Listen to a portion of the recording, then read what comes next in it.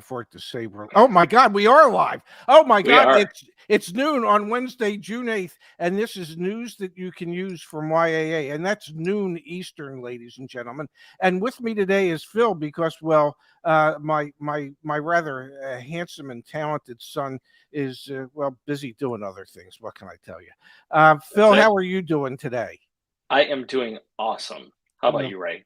Uh, you know, um, should I relate the quick story about when you put a trimmer head on your goatee I, trimmer that you should wear your glasses? I would say it's relevant since Yeah, last week yeah, when yeah. we're talking about you being able to shave. So yeah, let's Yeah, let's run with it. I didn't actually shave for today's show, but I did basically trim my goatee off accidentally, ladies and gentlemen. So if I look different, it's not the glasses, it's the lack of facial hair today. But the Any glasses look good. well, thank you, Phil. I appreciate that.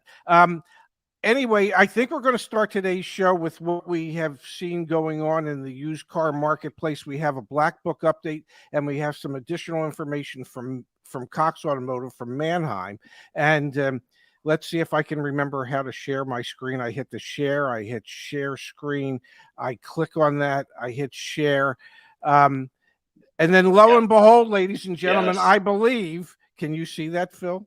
I can see it. Yes. Okay, it's the market insights from Black Book ending the week of June 4th.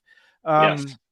Um, and as you can see, this is another week where there is a continuing increase in wholesale prices I um, see that.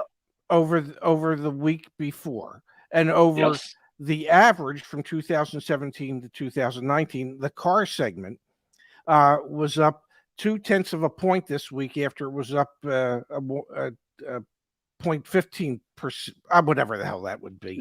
Yeah. But Point but 15. if you look at it from 2017 to 2019, that's over a half a point jump from where it historically would or should have been. Hmm. That's pretty big. Now, the truck and SUV segment wasn't quite as large a jump, and the overall market wasn't quite as large a jump. But if we scroll down a little bit, you can see in the car segment, Phil, um, the thing that surprised the hell out of me was sporty cars. I was just going to mention that. That's up, but this is the time of year, right? People who have money to spend and want to get a sporty car, or I mean, or even if it's your daily driver. But it's that time of year, people get the itch. And if you got the money, you want a sports car, this is it. I mean, this kind of makes sense. Uh, I guess, but I before we went on the show today, I checked gas prices. They only went up another 4 cents a gallon nationally yesterday, so it's up to 4.95 and change a Yes. gallon for regular gasoline on a national average. Um, Hmm. at some point, whether you have money or not, don't you say, I don't like what's going on here, and maybe say cut back. So I would agree. Yes.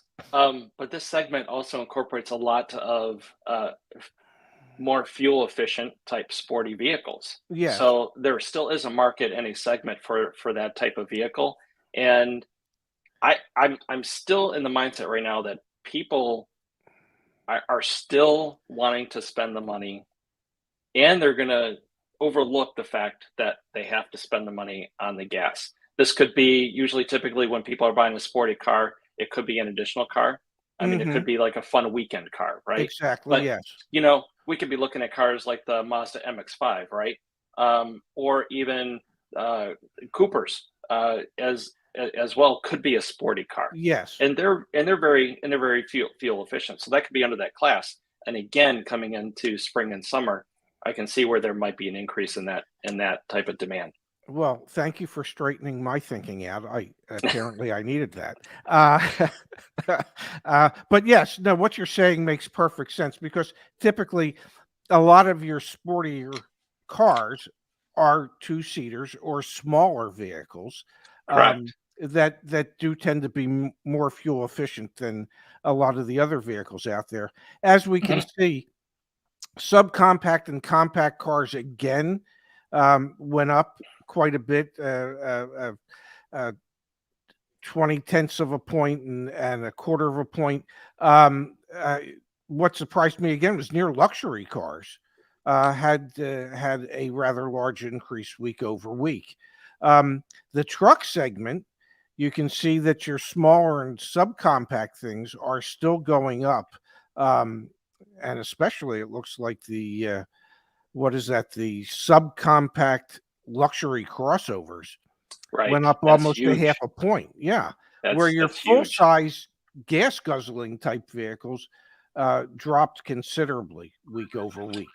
That's not surprising. I would expect to see some decrease, specifically like your Tahoes, your Suburbans. I would expect to see some decreasing in pricing on that. Yes. Maybe even rebates possibly in the near future on those. Who knows? I'd like to see that though. I wouldn't be surprised if in sometime in the not too distant future, the near future, we do see manufacturers putting some type of rebates or gas cards uh, as part of the purchase plan if you were to purchase or lease the vehicles. Um, Hmm. as we can see, the wholesale price increase, the green line is 2022, has finally gotten slightly above even for the year. So I it's see that. it's Yep. yes, it's on the uptick. It's above even, so we're starting to see it translated into retail pricing going up a little bit as well. Correct. Let's pull up. Let me see if I stop sharing that, and then I go back to this, and then I go to share my screen again. This is a pain in. Don't tell anybody, but this is a pain in the butt. We're going to click on this, and we're going to pull up the automotive news stuff from. Well, this is directly from Manheim. Um, Yes. so you can see Manheim. They're saying on a seasonally adjusted rate that wholesale used car values increased nearly 10% in May, 9.7% May 22 over May 21, which, Now, I mean, is this accounting for like our big dogs Avis and Hertz trying to get in here th- and try and yeah, get some cars and yeah, pushing the pricing up? this is accounting for all that. Excuse me. And that is still rather hefty um, wholesale price increases compared to the year before. Um, Yes.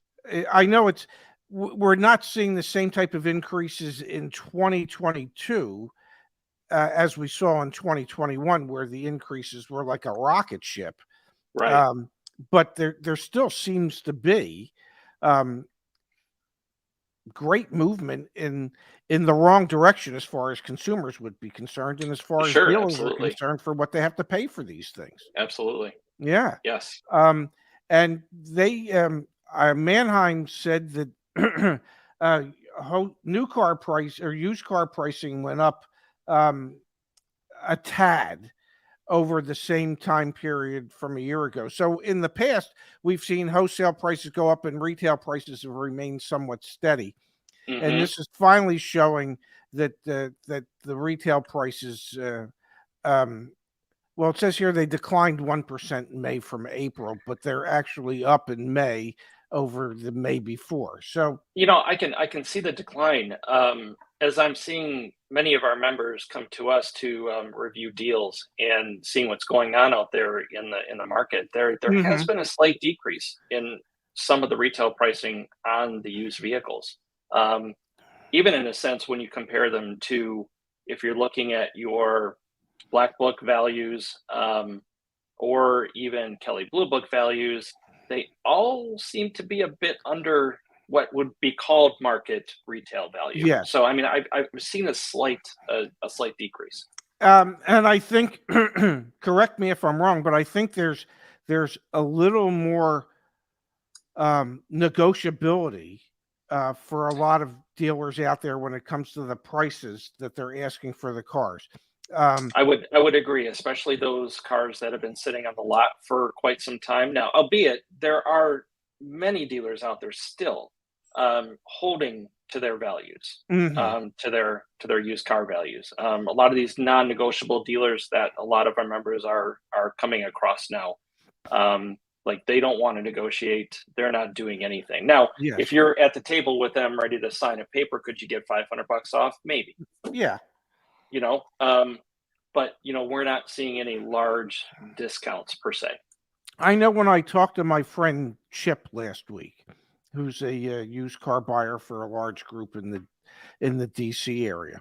Um, they they're operating under a slightly different mantra, which is just sell the damn used cars. What we're paying for them is a tad bit too much to Hmm. get decent cars. Um, every one of those used cars does not have to be a giant winner. It doesn't have to be a $3,000 front end profit. If it's a $500 or $1,000 front end profit, just accept that deal and give the finance department an opportunity to see what they might be able to do to add to the profit of the Sure. vehicle. Yep. Um, and that's from his perspective and from the executive director of the group. That's a change in attitude as to how they were looking at the used cars just a couple months ago, and their used car sales have declined dramatically. Hmm. Um, Yeah. while their new car sales have just been taking off. So Well, used car inventories have actually gone up, so there's more cars on the lot, and they're really not selling as many. So there are people buying new cars. uh, yes, there certainly appear, and let's face it, as we recommend to people out there, if you need to buy a car at the moment, um, new at MSRP is a much better way to go than a Mhm. pre-owned car, a 2 or 3 year old pre-owned car that is selling for more than what it listed for when it was brand new. Exactly. Um, Case in point, Civics, Accords, Corollas. Those in that segment, used, probably selling more than what they were new.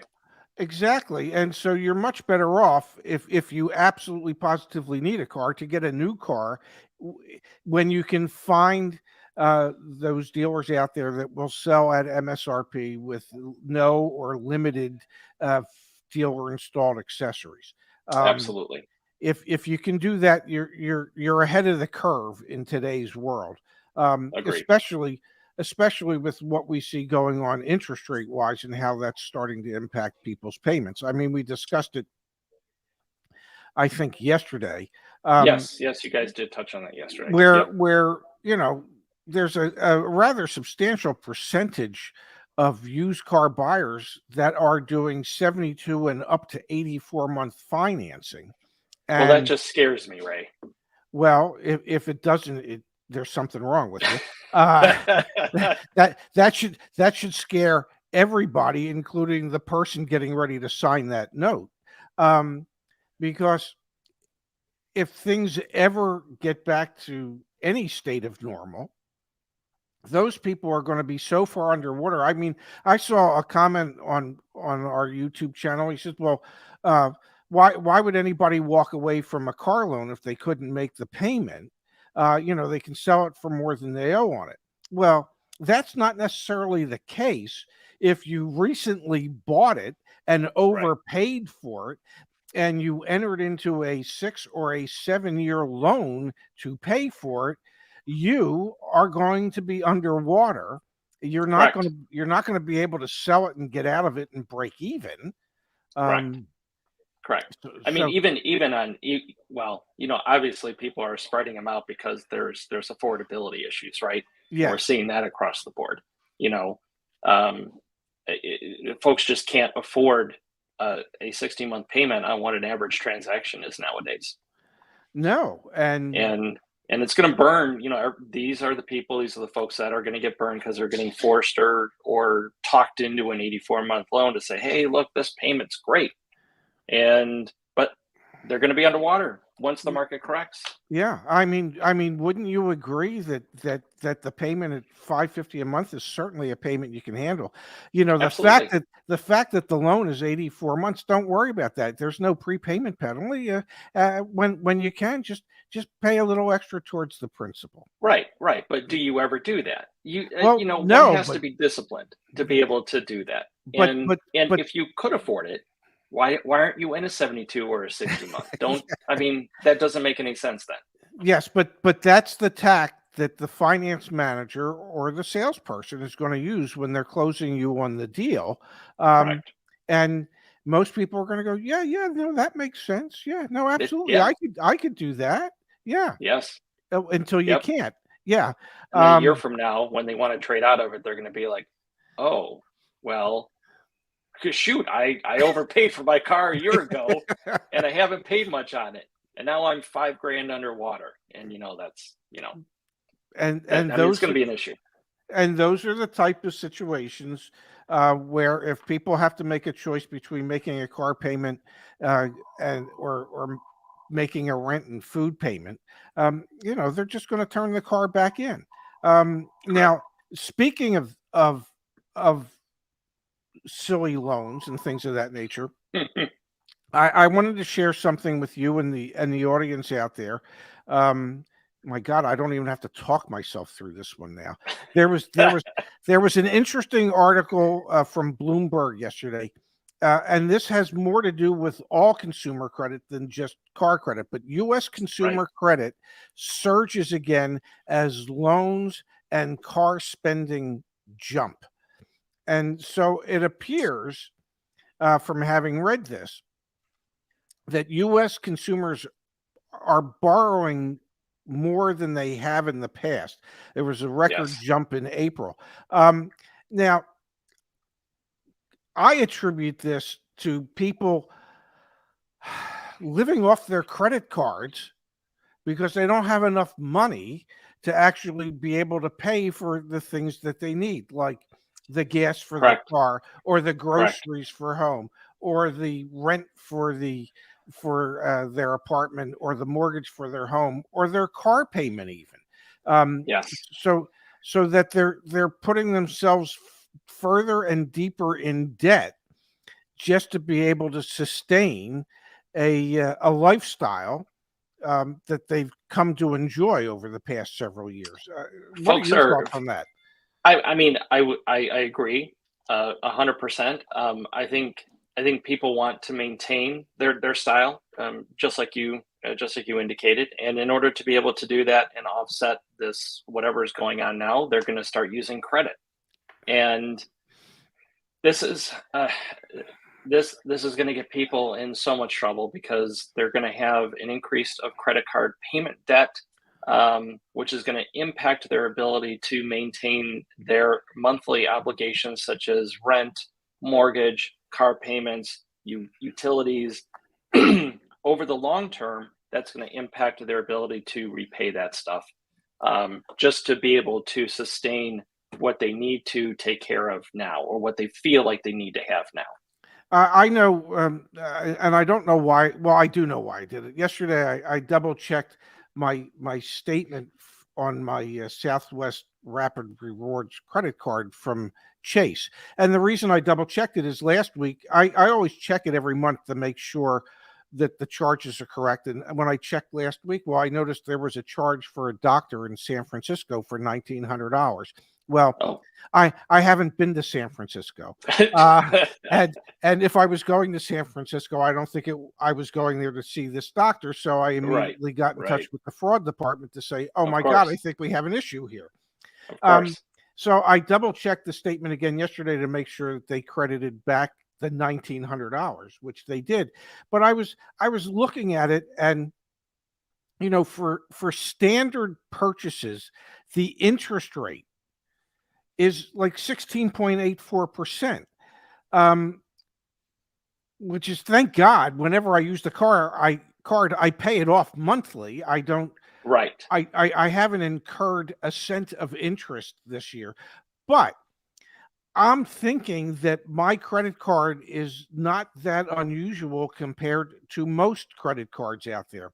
So if people are inadvertently transferring their debt to their credit cards at 15, 16, 17, 18% interest, they will never pay it off. Ever. They will not. It's going to cost them more and more over time.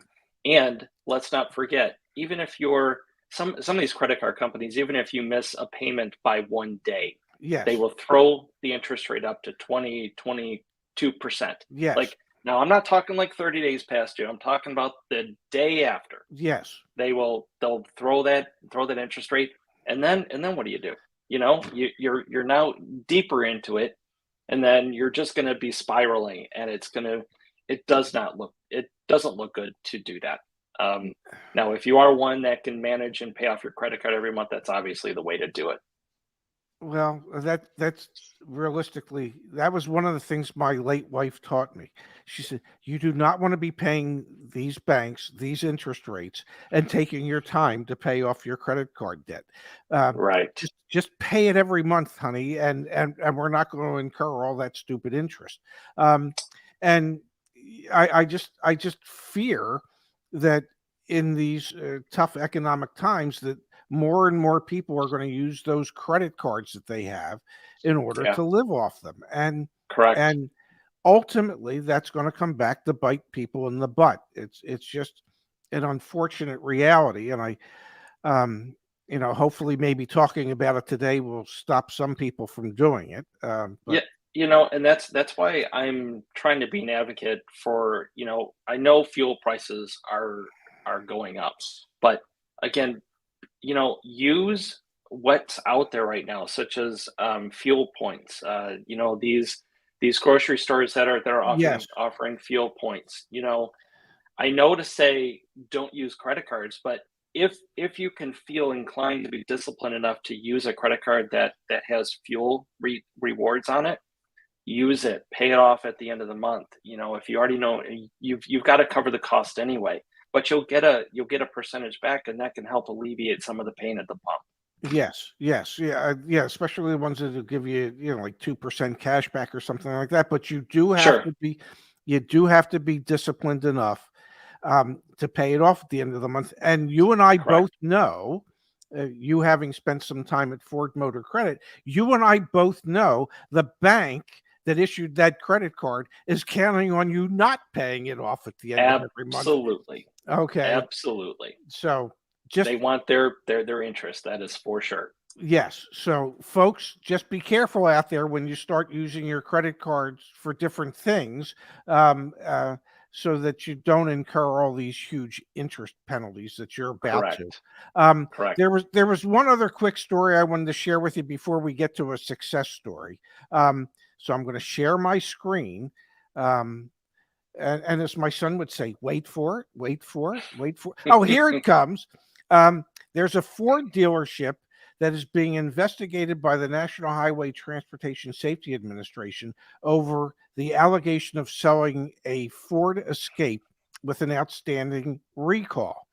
Um, the I don't even know National, how they even did this because well, they can't. I know that the fine per occurrence can be huge. I Hmm. know from having spent as many years in the industry as I did that, especially when I was with BMW and Mini, we used to get stop sales announcements quite regularly, Hmm. for an issue here or an issue there, and we'd have to wait for a fix. And when those notices are sent out by the manufacturer, then they very specifically say that you are not allowed to sell this vehicle that's under stop sale until the recall has been performed. And Yeah. if you, as the dealer, do sell it, you assume all liabilities associated with selling that vehicle before the recall was completed. Um, Hmm. that can turn into, if there's a real issue, and an accident occurs or something happens because it wasn't done, and these are safety related, uh, that could end up through suit costing a dealership millions Absolutely. upon millions of dollars. Um, Correct. and Which I is know, I was going to say, Phil, I know the owner that I worked for, he had deep pockets, but they weren't mhm. that deep. Uh, you know, he was not looking for a way to have to share his wealth with I'm his consumers. correct. Yeah. Correct. You know, we're seeing a lot of recalls out there, right? And we are seeing some stops. Just notably, what the Hyundai Elantra, I think it is the seatbelt The mechanism. pre-tensioner that can explode. Yes, Yes. yes, the Yeah. free pre-tensioner that can explode. Yes. Yeah, I spoke to a member this morning. Hers is in transit. Um, we're not sure if that's being held up because of the recall yet, because she hasn't checked on the VIN number. But you know, she has a concern about this because you know, can she cancel a deal because the car might be held up for a recall. So I mean, this is obviously you know a big impact, and certainly a dealership selling it that's a huge liability. I'm sure the owner, yeah, no, not a good thing. No, and trust me, from having been on the sales side of things at dealerships, there is nothing more disconcerting for a salesperson than to have a customer's vehicle at the dealership that's under stop sale, that you can't deliver, that you don't know when the part's going to come in so that it can be repaired so that you can deliver it. Um, Hmm. Nothing frustrates anybody more than that. So What also takes away credibility. You know, someone coming in like, oh my gosh, there's a safety issue with it. Now, do I really want to buy the car? You know, do should I look at something else? And you know, obviously in this market, that would make it very difficult if you just wait, you know, about 3 months for your car to come yeah, in, yeah, and now it's got a recall on it. It's like, yes. you know, people are worried, people are concerned. You know, As well they should be. I mean, when you're spending the money to get a car, you want it you want it to operate the way it's intended to operate, and you want all the safety features that are built yes, into it to work the way they're meant to work. correct. Um, When you're financing on your 84-month loan. exactly, exactly. Um, you sent me this morning a success story that Yes. I'm going to pull up on the screen, and I would like you to share with the audience out there. um, Yeah, because I think we should try and end every show with some positive news to show that I there is like that. some positivity in the car market, even in these dire times. So I'm going to share my screen once again, and I'll do my best Zach impression. Wait for it. Wait for it. Oh, there it is. Nice. And Phil, if you would be kind enough to share this with the people, I would greatly appreciate it. Yeah, sure. So we've got James here. He was looking at a Audi A4, and apparently they wanted to add the Star Guard, which added about $1,000 to the MSRP, and he did get them to remove it. Um, Talking to the manager about something that they claim was already pre-installed, and Mhm. you know, this is probably one of the most frustrating pain points of consumers going in to buy a vehicle when they indicate that something's already installed in the car when in fact it has not. Just a plain tactic of trying to get people to buy these on the front end. Um, so he did get them to take it off, Good for him. which is absolutely awesome. Yes. Um, so now he has a trade-in, right? So he's got a Honda Civic. It's a 2016. They originally offered 13,000. And what did he do? He had CarMax. He got that offer in his back pocket, pulled that out, and used that as leverage. Awesome. So that he now instantly got another $2,500 on his trade. Perfectly Um, done. Yep, and he also got a tax credit for being able to keep the trade with the dealer. Mhm. So he got a sales tax credit, right? Okay, so now let's go to finance. So they quoted him at 5.15%. which is rather high, correct? Yes. And I Yeah. don't blame him for just laughing because I would have laughed at him too. Um, Now, the credit union rate that he had, because he went and got pre-qualified before going into the dealer, was 3.19, and they changed it, right? Mm, So now they got him actually beat it at 3.15. yep. But so they had a 2-point markup on that. So now these are all this is great because James used everything that we try to provide knowledge and try to provide people guidance in when they go into negotiate their deals and know what they've got um, ahead of time so that they've got the knowledge. And James did. So congrats to him. He did Absolutely. everything right. Um, and he should be very happy with the purchase here because he did a great job. He really did. And the thing that really struck me was that he treated his trade-in as a separate transaction, which is something I've screamed about forever. You Yes, negotiate the price of the new car, and then you negotiate the price of the trade. That's when you bring the trade in. Here's your opportunity, Mr. Dealer, to add a nice car to your used car inventory. What yep, would you like to bid for it? Well, yep, that's not enough because this is what CarMax is willing to bid for it. How much closer to that number can you get? Um, and absolutely. and and that is the moment in the transaction where both you and the dealership have the same goal in mind. You want to buy your new car as inexpensively as you can. The Hmm. dealer wants to buy your used car as inexpensively as they can. So you both Correct. have the same goal. The idea is, however, that you have to work towards a compromise that works for everybody. And he did it Absolutely. perfectly. He Um, did. so what this points out is you can still get a decent deal out there. You can still figure out ways to negotiate with the dealer if you apply some of the knowledge and the techniques that we've been trying to share with people for the last 2.5 years now. And it doesn't have to be complicated. As long as you just have, if you've done a little bit of the homework, and you've gotten the pre-qualifications for your financing, keep everything separate out the door first, work the trade, get your financing pre-approved so that you can go in and make it seamless and have them match what you got and try to have them fight for you. Exactly. So thank you for sharing that with us today, Phil. I think we need to make that a part of the program every day, where we try and end on something positive, some type of success story from the community.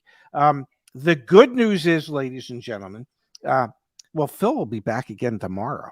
Um, Yes. and don't tell anybody. He'll be back again on Friday with Kimberly and Yes. I. So Yes. Phil's really That'll be a being good show. he's really being pressed into service here. I don't know. I don't know what we're paying you, but it's probably not enough. Don't tell my son I said that. I Um, won't say please. anything.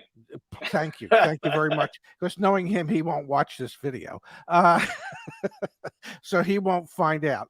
I want to thank you for being here today, Phil, Absolutely. and helping with putting on today's broadcast. And we look forward to doing this again tomorrow.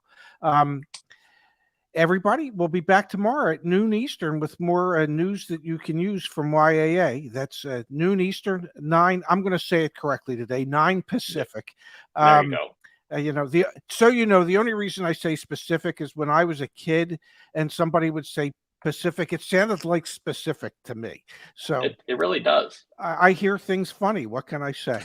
So everybody, thank you again for being here. Thanks, Thank you, everybody. Phil. We'll see you all tomorrow. I'm going to hit You the got it. end broadcast button and